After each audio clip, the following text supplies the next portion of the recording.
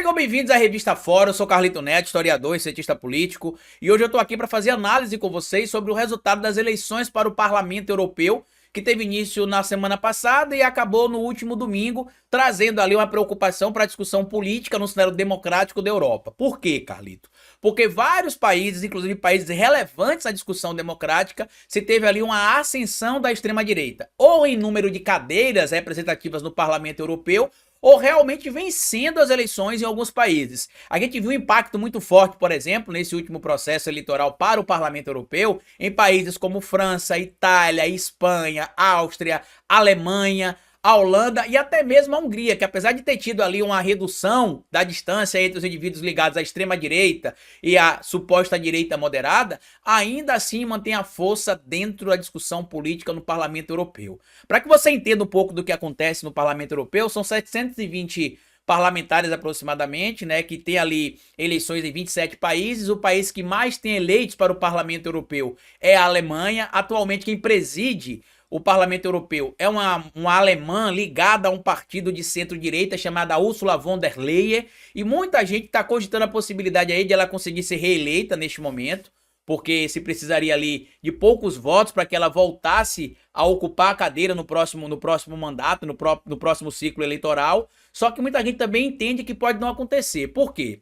Porque existe um dilema interno entre a própria extrema-direita, que tem ideias divergentes em países da Europa diferentes. Vamos dar um exemplo claro do que acontece, por exemplo, com a Marine Le Pen e o Jordan Bardella, né, que quer tentar criar um discurso um pouco mais moderado na França. A gente sabe que a Marine Le Pen, além de ter um discurso ali anti-imigração, xenofóbico, racista, com cargas problemáticas demais para a discussão pública e democrática, ela tinha esse discurso mais ferrenho que meio que afastava parte do eleitorado da França para ela. Apesar de atualmente o partido dela ser conhecido como a segunda maior força política dentro da França. O resultado do partido dela foi tão positivo dentro da França, no que diz respeito ao número de representantes para o Parlamento Europeu, que levou o presidente da França, o Emmanuel Macron, dissolveu o parlamento francês, seguindo o que estabelece ali o artigo 12 da Constituição deles, porque ele quer mostrar nesse momento agora que a França como um todo defende a democracia e quer combater o avanço da extrema-direita. Outra preocupação que muita gente está tendo também é que na Alemanha o partido, né, Alternativa para a Alemanha, que tem denúncias de nazistas ou neonazistas envolvidos no partido, de corrupção, né, tem herdeiros do nazismo também dentro do partido, é que eles conseguiram uma ascensão muito grande também, se tornando o segundo partido com mais representantes na Alemanha, dentro do Parlamento Europeu. Só para vocês terem noção, em outros países, né, onde você teve ali o segundo ou terceiro lugar para a extrema-direita, não se teve nem comemoração, né, alguns foram frustrados, como é o caso do Chega, em Portugal, que imaginou que o resultado seria melhor e foi pior para eles, apesar, olha que ironia, do Chega, que tem uma política anti-imigração, xenofóbica e racista, defender, né, anti-imigração, eles venceram em votos fora de Portugal, de brasileiros aptos a votar, ou seja, brasileiros que são imigrantes em Portugal, votando em um partido que é contra a imigração. Para vocês verem como é que o nível da lavagem cerebral, está no que diz respeito à discussão política. Quando eu lancei o meu livro Bora Votar, lá em 2020, esse aqui, ó, eu falava sobre a importância do voto e a importância do processo democrático e como é que a extrema-direita atuava quando eles não podiam vencer a eleição. Eles normalmente desestimulavam o processo democrático, como fez aqui no Brasil, como fez nos Estados Unidos da América, como o Milei fez na Argentina, como muitos países têm visto acontecer também na Europa, basicamente para desestimular parte da população a comparecer no dia do pleito eleitoral. Aqui na América Latina, inclusive, está presente no documentário Privacidade Hackeada, né, que fala um pouco ali sobre a Cambridge Analytica, que nos países onde eles não conseguiam vencer a eleição por voto ali nas pesquisas, eles desestimulavam as pessoas a comparecerem no dia da eleição e estimulava a sua base radicalizada a comparecer.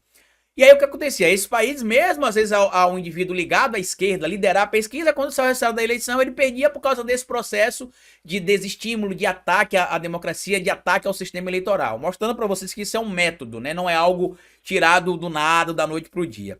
No caso especificamente da eleição lá no Parlamento Europeu, como eu já expliquei para vocês, participam 27 países, são 720 cadeiras e cerca de 250 milhões de pessoas votando. Inclusive, nesse último pleito, pouco mais de 50% da população apta a votar decidiu votar. Porque em alguns países a eleição não é obrigatória, né? O voto lá, ele é facultado, você vota se você quiser. E aí muita gente não compareceu. E aí eu expliquei nesse livro aqui, o Bora Votar, a importância do voto, né? Porque se a gente não participar cada vez mais do processo democrático, do processo político, as coisas tendem a piorar. O resultado das eleições na Europa tem mostrado isso. E a gente pode ter um resultado muito claro disso, inclusive, mais severamente, com as eleições que vão acontecer agora para o parlamento francês, né? A Assembleia Nacional, já que Macron dissolveu o parlamento francês, convocou novas eleições, pelo menos o primeiro turno, para o dia 30 de junho, e aí a gente tem um problema que pode, né, ampliar ainda mais a força da extrema-direita na Europa. Por quê? Porque você pode ter ali o Jordan Bardella ou a Marine Le Pen como primeira-ministra ou primeiro-ministro do próprio Emmanuel Macron. Por quê? Se você conseguir ali uma ampliação da base da extrema-direita dentro da Assembleia Nacional, pode ser que o indicado seja a Marine Le Pen ou o próprio Jordan Bardella para ocupar o cargo de primeiro-ministro ou primeira-ministra. E imagina o problema que vai acontecer você tendo ali um presidente e um primeiro-ministro com ideais antagônicos. Porque a ideia do Macron nessa tentativa ali de reorganizar a Assembleia Nacional na França é fazer o quê? Atualmente ele não tem a maioria na Câmara, tá? Na Assembleia Nacional, e tem dificuldade em passar vários projetos. Então ele mandou um recado, um comunicado formal, inclusive ontem à nação francesa, dizendo que acredita na democracia do povo, acredita na participação do povo e acredita que as eleições do dia 30 serão um recado bem claro de que a França, assim como outros países da Europa, respeitam a democracia e querem continuar dentro do processo democrático. O grande problema, e que eu acho que é até um puritanismo demais do Macron nesse sentido, é imaginar que todo mundo que vai votar tem consciência política, todo mundo que vai votar sabe o que é que representa o mal da extrema-direita, e ignorar, por exemplo, que a Marine Le Pen venceu a eleição contra ele para o Parlamento Europeu. Porque a coalizão que ele fez parte foi derrotado pelo partido liderado ali pela Marine Le Pen. E que, como eu disse, tem buscado moderar o discurso. Assim como o Tarcísio, né, tá sendo obrigado a fazer aqui, porque veículos da mídia no Brasil têm abraçado o Tarcísio, na Europa, vários veículos de mídia, vários grupos de investimento financeiro também, têm abraçado candidatos como a Marine Le Pen, têm abraçado candidatos como o próprio Salvini, têm abraçado candidatos como no Brasil, como o próprio Tarcísio, para poder criar uma suposta alternativa moderada dentro de um extremismo radical à extrema-direita. Tanto que eles fazem até um jogo de palavras para dizer que algumas figuras são ultradireita e outras figuras são da extrema-direita, quando na verdade é a mesma coisa. Você tem características muito simples ali que diferenciam um elemento do outro, tanto que aqui eu vou deixar para vocês aqui, ó, quem já é membro do meu canal tem acesso ao material do meu livro novo. Eu vou até conversar com o Rovai para ver se a gente disponibiliza também aqui para os membros da revista Fórum, tá?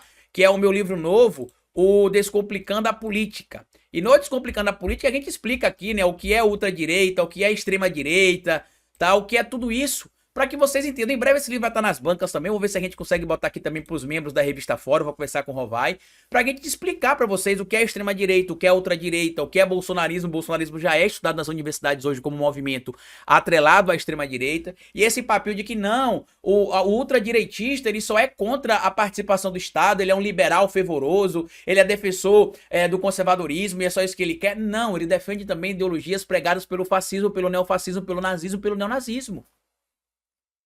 O Bolsonaro foi um exemplo disso aqui no Brasil. E qual que é o alerta que essa situação da Europa liga para o Brasil? Primeiro, você tem o exemplo da Alemanha, berço do nazismo, onde apesar de toda a política de informação, combate ao nazismo, combate ao extremismo, você tem um partido neonazista, que ele é atrelado ao neonazismo, né? O partido da Beatrix von Stock, neta inclusive de um dos ministros do governo do Adolf Hitler, né? De um dos líderes nazistas. Você tem a Beatrix von Stock ali liderando o partido. E a Alemanha, a alternativa para a Alemanha, ficando em segundo lugar na votação para o Europarlamento, para o Parlamento Europeu. Aqui no Brasil, qual que é o alerta que se liga? Eu tenho observado que depois das eleições de 2022, muita gente meio que baixou a guarda porque Lula venceu a eleição para a presidência da República, então tá tudo resolvido. E não está, gente. Não está. A luta, no que diz respeito à formação política, a discussão do pleito político, é algo que acontece de forma contínua. A formação ela é continuada. Até porque os agentes da extrema-direita são financiados, patrocinados e monetizados em plataformas digitais para disseminar mentira e desinformação. Enquanto nós que estamos aqui no campo da esquerda, temos uma dificuldade, às vezes até em manter uma estrutura básica. Vocês acham que é fácil para a revista Fórum montar uma estrutura como essa, com veículo de informação, né, no YouTube, nas outras plataformas digitais também, com site, com revista, produzindo documentários? É muito difícil. E a extrema-direita tem tudo isso. Para quem imagina que os empresários, né, acham que não é um bom negócio investir no fascismo porque isso ameaça o negócio deles, basta lembrar das mensagens encontradas em grupos de bolsonaristas no Brasil. Preferimos viver uma ditadura do que um governo como o governo do Lula. Nenhum país vai romper relação com o Brasil. Eles não estão preocupados com o modelo político, eles não estão preocupados se tem liberdade de expressão, eles não estão preocupados se é democracia, se é ditadura. Eles só têm um único objetivo: lucro. Porque o cara que fatura bilhões por mês, ele pode deixar o Brasil e viver em qualquer outro país democrático que ele queira e utiliza o Brasil basicamente como fonte de receita, apoiando o governo, né, ditatorial, financiando o governo ditatorial para que suas contas também sejam garantidas ali, fechando contratos com o Estado, para ficar por isso mesmo. O que é que a gente precisa lembrar aqui do Brasil? Neste ano tem eleição para a prefeitura e para a Câmara de Vereadores.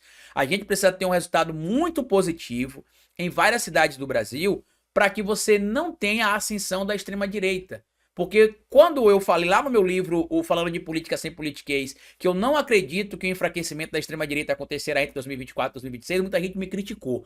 Eu acredito que a extrema-direita só começará a se enfraquecer no Brasil entre 2028 e 2030.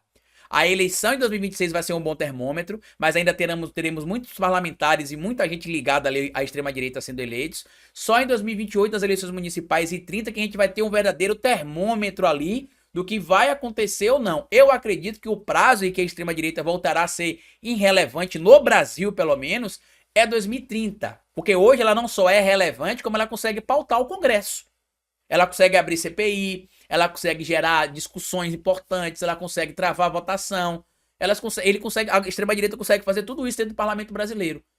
Então a gente precisa lembrar que a eleição de vereadores e prefeitos agora de 2024 é muito importante. Se na sua cidade tiver um candidato que é ligado à esquerda, por exemplo, e você quer votar no candidato a vereador que é ligado à direita, mas que é seu amigo, não faça isso, meu amigo. Não faça isso. Por quê? Porque se você é de esquerda e o seu amigo está em um partido de direita, não faz muito sentido esse amigo seu dizer que ele é de esquerda e está num partido de direita. Ah, mas é por causa do consciente eleitoral, do consciente partidário. Não importa, ele está dentro de um partido de direita. Muita gente em 2022, inclusive aqui em São Paulo, né, votou em Lula para presidente, mas votou no Kim Kataguiri, votou no Ricardo Salles, votou em outras figuras ligadas à direita que não ajudam o governo federal em nada. Em nada. Ao contrário, atrapalha o andamento do governo. Então, se você é um indivíduo que tem consciência de classe, consciência política e consciência social, leve esse alerta da União Europeia para o Brasil. O resultado poderia ter sido muito pior. Foi péssimo, poderia ter sido muito pior. Mas o Brasil é um exemplo de resistência à extrema-direita. Nós somos exemplo para o mundo. Universidades de fora do Brasil e ONGs estudam como é que o exemplo brasileiro de combate à desinformação, de combate aos ataques à democracia, foi utilizado para manter a democracia funcionando, permitir que o presidente Lula fosse eleito de forma democrática. E vários países do mundo têm visto a gente como exemplo por conta disso. Então, 2024 agora é um ano que você pode utilizar para poder fazer a mudança na sua cidade, com o prefeito ou vereador que você acha que é mais preparado, mas busque dentro do campo que você se identifica. Não existe esse voto de, não, eu votei num cara de esquerda e o outro da direita, mas é uma direita moderada, eu vou votar nele. Não. Se você tem um prefeito de esquerda, você precisa, para fortalecer a base do prefeito, votar em um candidato de esquerda. Se você votar em um candidato de direita, a tendência é que ele atrapalhe o trabalho do prefeito, assim como atrapalha o trabalho do governador, assim como atrapalha o trabalho do presidente da República. E não é fácil essa luta mesmo, é difícil, eu sei que é difícil para muita gente.